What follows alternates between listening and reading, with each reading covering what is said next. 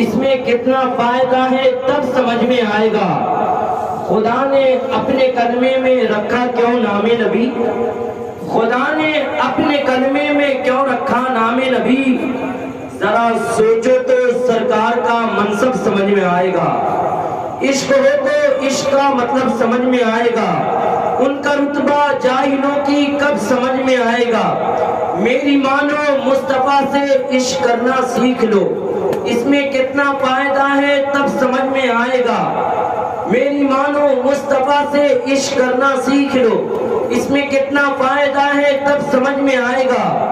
خدا نے اپنے کلمے میں کیوں رکھا نام نبی؟ تو سرکار کا منصب اور جو اللہ کے ہیں قبر میں سوٹے پڑیں گے تب سمجھ میں آئے گا۔ قبر میں سوٹے پڑیں گے تب سمجھ میں آئے گا۔ ایک بار اور درود شریف پڑھیں، اللہم صلی علی سیدنا و شفیعنا و حبیبنا و نبینا مولانا محمد وآلہ وبارک وسلم۔ صلو علیہ صلاۃ و سلام علیک یا رسول اللہ صلی اللہ تعالی علیہ وسلم۔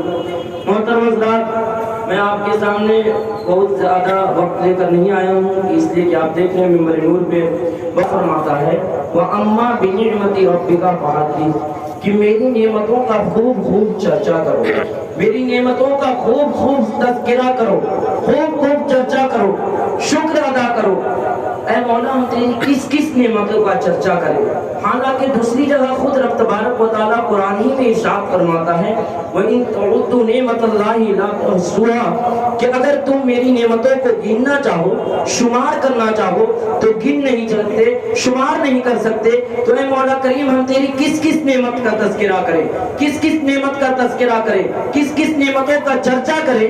اور آپ دیکھیں گے کہ اللہ تبارک و تعالیٰ نے اس بھری دنیا میں جو بھی نعمت دی ہے اس کے مد مقابل کوئی نہ کوئی دوسری چیز کو پیدا کیا ہے۔ آپ دیکھیں اللہ نے آسمان بنایا، اس کے مد مقابل زمین ہے، ہاتھ دیا اس کے مد مقابل پیر ہے۔ اللہ نے گورے کو بنایا، مد مقابل کوئی کالا ہے، کوئی لمبا ہے اس کے مد مقابل کوئی پست قد ہے، کوئی پتلا ہے اس کے مد مقابل کوئی موٹا ہے، کوئی بڑا ہے کوئی مد مقابل چھوٹا ہے، کوئی تو اس کے مد مقابل کوئی بادشاہ ہے، کوئی عالم ہے تو کوئی جاہل ہے، کوئی امیر ہے کوئی غریب ہے۔ اور آگے بڑھیں تو آپ دیکھیں گے اللہ نے چاند پیدا کیا، اس کے مد مقابل میں سورج بنایا، اللہ نے زمین بنائی، اس کے مد مقابل میں آسمان کو بنایا۔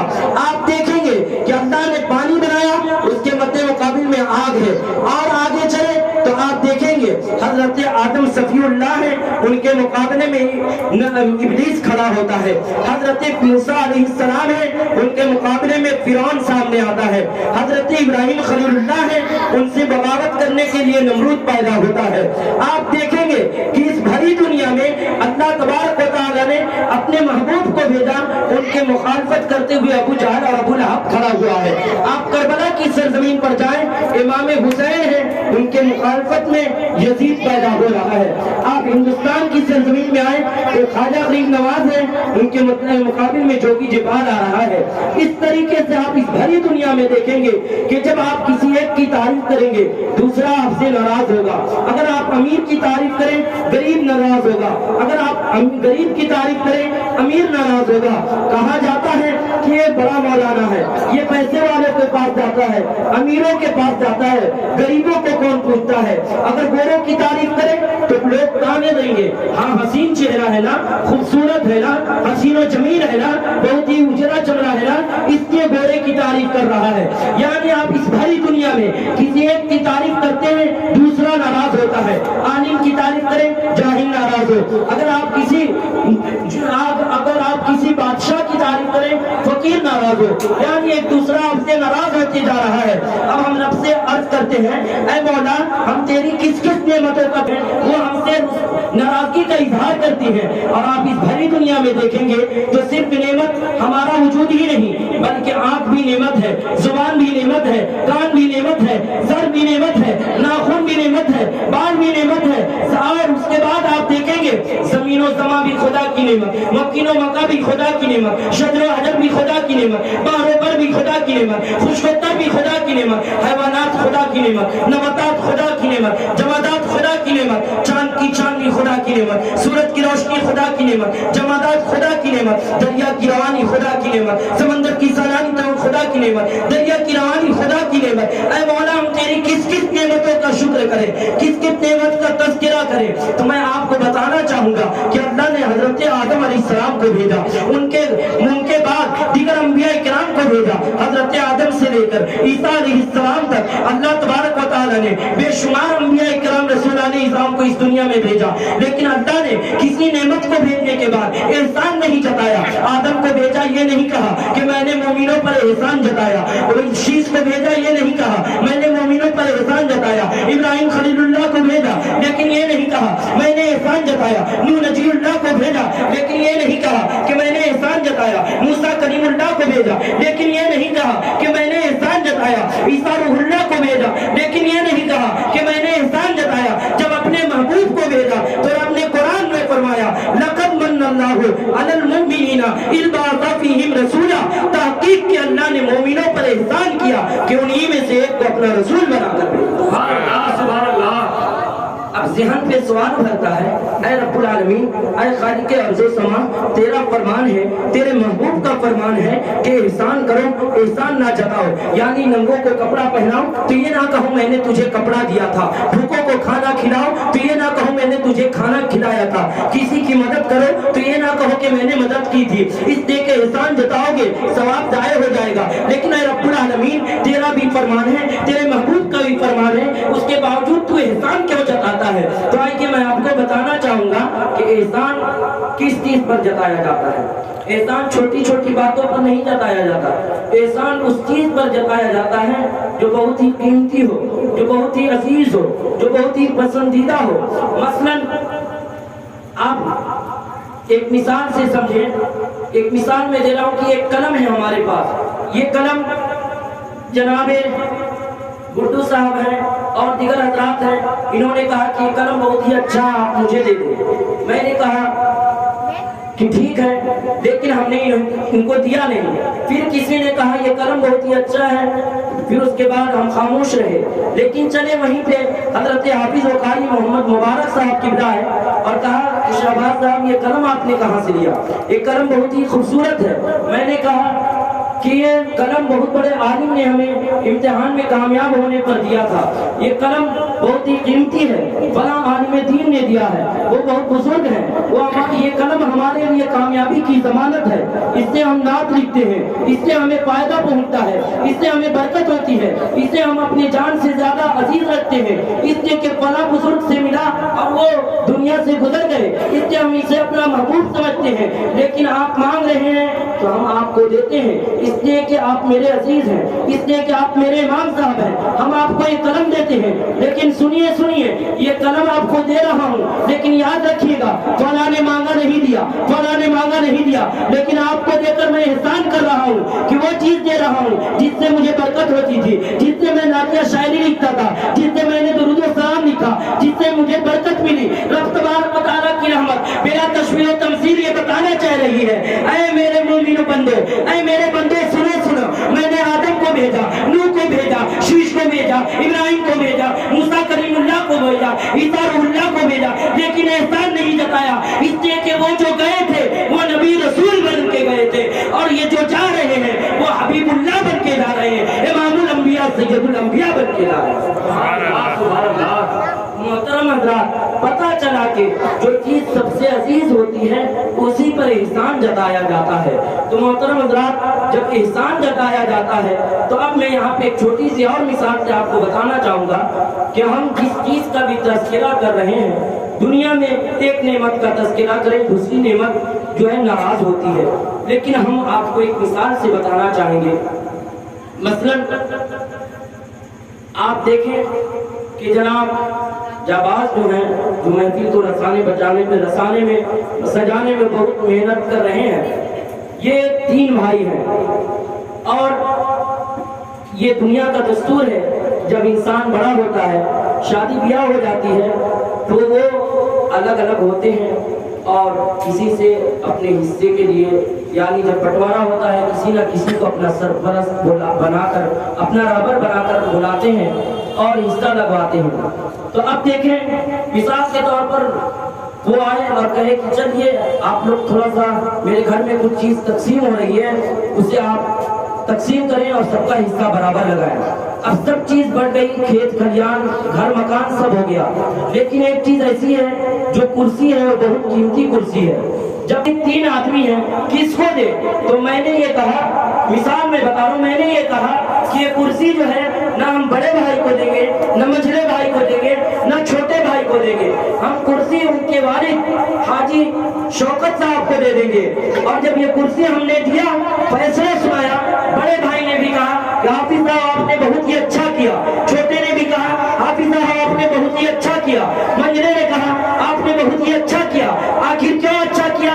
اس لیے کہ بڑا بھائی بھی کہہ رہا ہے کرسی پہ میرے ابا بیٹھے ہیں، چھوٹا بھی کہہ رہا ہے کرسی پر میرے ابا بیٹھے ہیں، مجلے بھی کہہ رہے ہیں کرسی پر میرے ابا بیٹھے ہیں۔ بلا تشریح و تمثیل ہم تمام مومنین اپنے نبی کی میلاد سجاتے ہیں، اور جب نبی کا ذکر ہوتا ہے زمین بھی یہ کہہ رہی ہے میرے نبی کا ذکر ہو رہا ہے، آسمان بھی یہ کہہ رہا ہے میرے نبی کا ذکر ہو رہا ہے، شمس و قمر بھی کہہ رہے ہیں میرے نبی کا ذکر ہو رہا ہے، فرشتے بھی کہہ رہے ہیں میرے نبی کا ذکر ہو رہا ہے، حور و غلمان بھی کہہ رہے ہیں میرے نبی کا ذکر ہو رہا ہے، جنت و رضوان بھی کہہ رہے ہیں میرے نبی کا ذکر ہو رہا ہے۔ ایک نبی کا ذکر ہو گیا اور ساری نعمتیں اللہ کی خوش ہوتی ہوئی نظر آ رہی ہیں۔ نعت نبی اور تقریر کرتے ہیں۔ حضور صلی اللہ تعالی علیہ وسلم جب اس دنیا میں تشریف لائے تھے تو کیا مکے کی سرزمین پر جھنڈا لگا تھا؟ کیا وہاں لائٹ جلی تھی؟ کیا وہاں ان کے نام پر لنگر تقسیم ہوا تھا؟ میں آپ کو بتانا چاہوں گا وہاں بھی جھنڈا لگا تھا، وہاں بھی کچھ تقسیم کیا گیا تھا، وہاں بھی لائٹیں لگی تھی، لیکن وہ الگ بات ہے کہ ہم انسان ہیں، اپنی حیثیت کے مطابق کرتے ہیں، اور وہ رب العالمین ہے، وہ اپنی قدرت کے مطابق کرتا ہے۔ آپ کہیں گے کیسے؟ آئیے میں آپ کو پہلے بتانا چاہوں گا کہ جب نبی اکرم صلی اللہ تعالیٰ علیہ وسلم اس دنیا میں تشریف لائے تو آپ کے آنے سے تقریباً 570 سال پہلے حضرت عیسیٰ علیہ السلام کو آسمان میں اٹھا لیا گیا، اور سارے لوگ حضرت عیسیٰ علیہ السلام کے پیغام کو بھول گئے۔ اب کون ہے جو نبی کا نام لے؟ اب کون ہے؟ اور آپ کی والدہ محترمہ حضرت بی بی آمنہ خاتون ہیں جو حضرت عیسیٰ کے پیغام کو مان رہی ہیں اور اللہ کی تسبیح بلند کر رہی ہیں۔ ان کے علاوہ پورے عرب میں سارے لوگ مشرک ہو گئے تھے، سب لوگ حضرت عیسیٰ علیہ السلام کی باتوں کو پتے پوش ڈال چکے تھے، ان کے پیغام کو بھول گئے تھے۔ آپ کے والد کا انتقال پرملال ہو گیا تھا، تو اب نبی جب دنیا میں تشریف لا رہے ہیں تو کون نبی کا کلمہ پڑھنے والا ہے جو جھنڈا لگائے گا؟ اور کوئی جان ہی نہیں رہا ہے کہ پیدا ہونے والا محمد عربی ہے یا آنے والے نبی کی ذات ہے، تو جھنڈا کون لگاتا؟ تو رب تبارک و تعالی نے ایسا نہیں کہ ہم لوگوں کو یوں ہی چھوڑ دیا، بلکہ حضرت جبریل امین سید الملائکہ کو حکم دیا، اے جبرائیل میرے محبوب دنیا میں تشریف لا رہے ہیں، جاؤ یہ سدرہ پہ رہنے کا وقت نہیں، بلکہ جنت سے 3 جھنڈے لے جاؤ، اور جنت سے لے کر جا کر میرے محبوب کی آمد پر دنیا میں جھنڈے گاڑ دو۔ بی بی آمنہ خاتون فرماتی ہے کہ جب میرے محمد عربی صلی اللہ علیہ وسلم کی ولادت ہو رہی تھی، میں نے دیکھا کہ 3 جھنڈا سبز رنگ کا یعنی ہرے رنگ کا، ایک جھنڈا مشرق میں، ایک جھنڈا مغرب میں، اور ایک جھنڈا خانہ کعبہ کی چھت پر، ایک روایت کے مطابق ایک جھنڈا بیت المقدس میں، ایک جھنڈا خانہ کعبہ کی چھت پر، اور ایک جھنڈا بی بی آمنہ کے آنگن میں۔ تو پتہ چلا کہ جبریل امین نے جھنڈا لگایا اور اللہ نے جبریل کو حکم دیا کہ جھنڈا لگاؤ۔ تو آپ دیکھیں کہ اللہ نے جھنڈے لگائے کس کے ذریعے؟ فرشتوں کے سردار کے ذریعے۔ کس کی آمد پر؟ نبی کی آمد پر۔ اور کیوں لگائے؟ کہ اے لوگوں جاؤ، اے فرشتے جاؤ، اور یوں ہی نہیں جاؤ بلکہ جلوس نکال کر 70,000 فرشتوں کے ساتھ جاؤ۔ جبریل نے جلوس لے کر 70,000 نوری مخلوق کے ساتھ آئے اور جھنڈے لگا کر یہ جبریل امین بتا رہے ہیں، اے نبی کے ماننے والوں، اے نبی کے کلمہ پڑھنے والوں، دیکھو میں نے بی بی آمنہ کے آنگن میں جھنڈے لگایا، اپنے گھروں پہ جھنڈے لگاؤ، یہ جبریل کی سنت ہے۔ میں نے مسجد حرام کے چھت پہ جھنڈا لگایا، تم اپنے مسجد کے چھتوں پر جھنڈا لگاؤ، یہ جبریل کی سنت ہے۔ اور یہ جبریل علیہ السلام نے حضرت بی بی آمنہ کا فرمان ہے کہ میں نے دیکھا ایک مشرق میں ایک مغرب میں جھنڈا گڑا ہوا ہے۔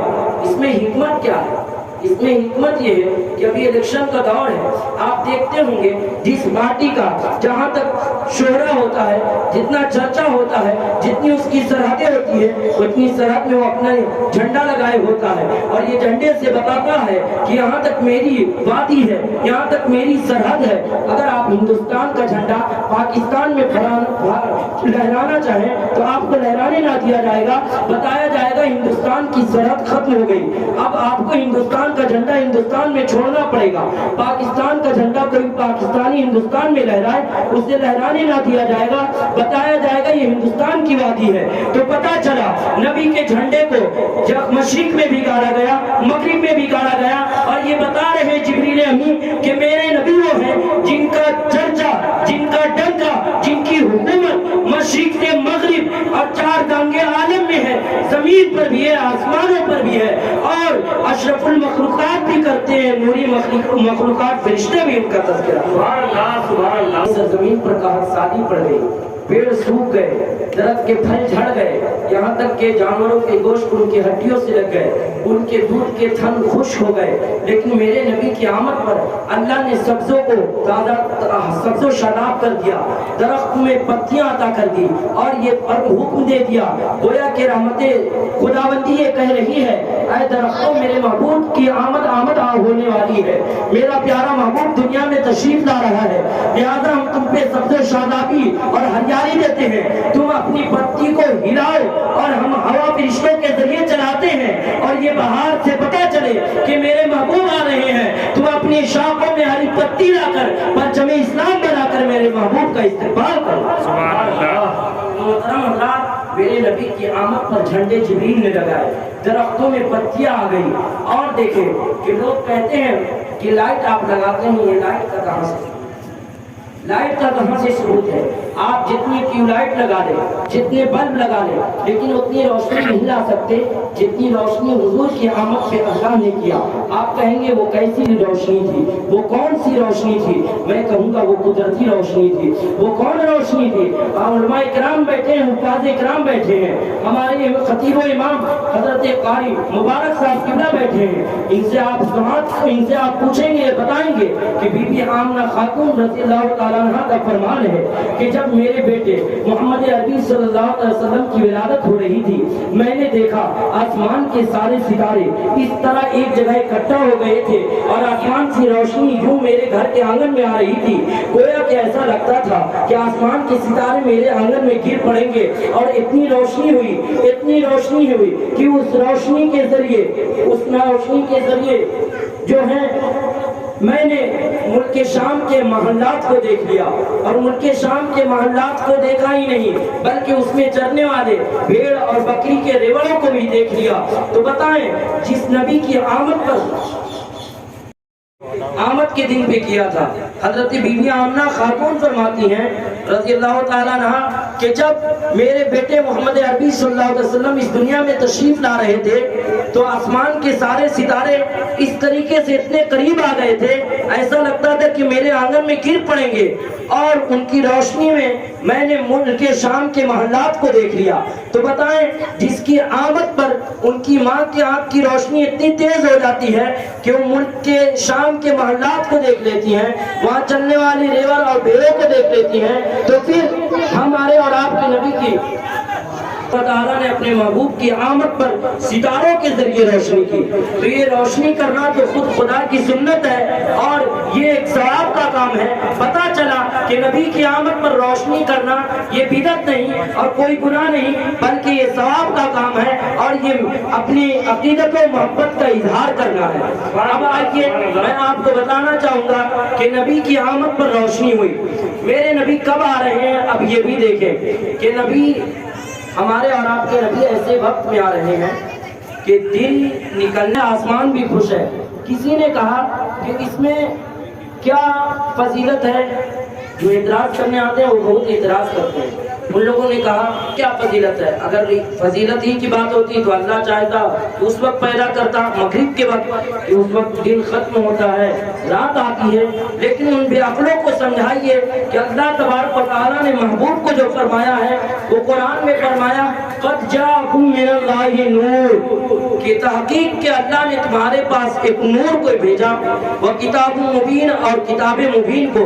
تو حضور نے کو اللہ تبارک و تعالیٰ نے ایسے وقت تھا ان کے آنے کے بعد اگر تاریکی ہو جاتی، رات آ جاتی تو لوگ اعتراض کرتے کہ یہ کیسا نور ہے، اس کے آنے کے بعد اجالا ختم ہو گیا، سفیدی مٹ گئی اور تاریکی چھا گئی۔ لہذا اللہ تبارک و تعالیٰ نے اپنے محبوب کو صبح صادق کے وقت میں بھیجا اور ایسا بھیجا کہ ان کے آنے کے بعد رات کی تاریکی چھٹ گئی اور صبح کا اجالا پھیلا، اور اللہ نے قرآن میں بتا دیا قد جاءکم من اللہ نور، وہ کتاب ایک اللہ کا ہے، روشنی بھی کی۔ پھر اس کے بعد ایسے وقت میں بھیجا کہ اجالا ہی اجالا پھیل گیا۔ اب ذرا دیکھیں کہ ہم اور آپ لنگر تقسیم کرتے ہیں، ہم اور آپ مٹھائیاں بانٹتے ہیں، لیکن تاریخ کا مطالعہ کریں، کیا اللہ نے اس دن لوگوں کو کچھ دیا؟ اپنے محبوب کی آمد پر لوگوں کو کیا ملا تھا؟ ہم اور آپ اپنے نبی کی آمد پر قرآن نبی کی آمد پر اللہ تبارک و تعالیٰ نے بھی کچھ لوگوں کو تقسیم کیا، وہ چیز کیا۔ تاریخ والا کرنے کے بعد پتہ چلتا ہے کہ ہم اور آپ اپنی حیثیت کے مطابق چیزیں تقسیم کرتے ہیں، لیکن اللہ رب العزت خالق و مالک ہے، رازق ہے، رحمان و رحیم ہے۔ اس کی بارگاہ سے جب کسی کو ملتا ہے تو بے مثال ملتا ہے، اس لوگ بے مثال ہے لاتا ہے، اس کی نہیں پیش کر سکتا۔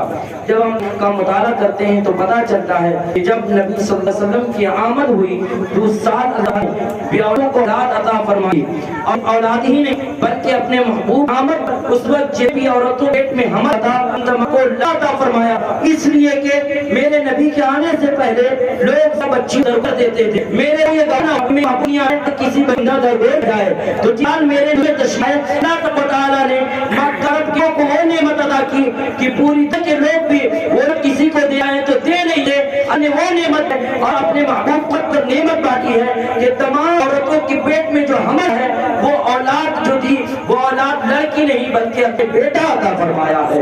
یہ مصطفیٰ کی آمد کی برکت ہے، اور ان تمام کو صرف یہی